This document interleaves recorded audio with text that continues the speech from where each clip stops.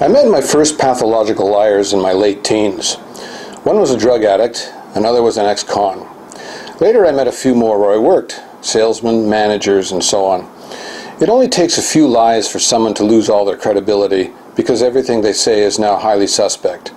What became clear to me was that their lying was symptomatic of something severely dysfunctional in the core of their being. They were chronically at odds with themselves and the world they lived in. I first noticed that Donald Trump had a warped relationship with the truth when he questioned Obama's birth certificate. Since then, Trump's volume of lies has been researched and documented. Here are two recent examples.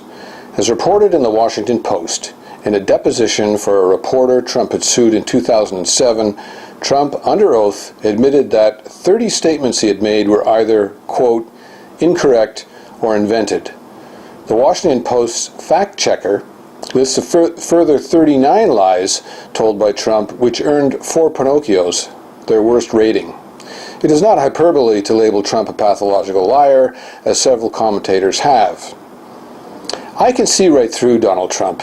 He can't tell the truth because there is a large hole at the center of his soul which he is ashamed of, a cavity he tries to fill with more and more wealth, success, fame, and power. The evidence for this assertion is his notoriously thin skin, his angry responses to criticism, satire, like the Doonesbury cartoons about him, and challenges to his many absurd assertions. People who have high self-esteem, core self-esteem, are not overly bothered by personal jabs, and they have no fear of the truth. Trump lies because at the core he has some sort of problem with himself. In his own eyes, he is not good enough as a simple human being without wealth, status, and power. But of course, it is never enough. These holes in the soul cannot be filled. He will never be comfortable in his own skin. If you have never met anyone like Trump, you may be easily swayed by his charm, his bombast, and his promises of what he will do, unaware that his words are completely empty. Other people are merely instruments of his greed. He will deliver on none of his promises.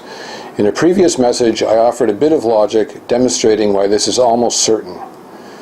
If Trump becomes president, he will try to plug the hole in his soul with the entire planet and consume all the rest of us in the bargain.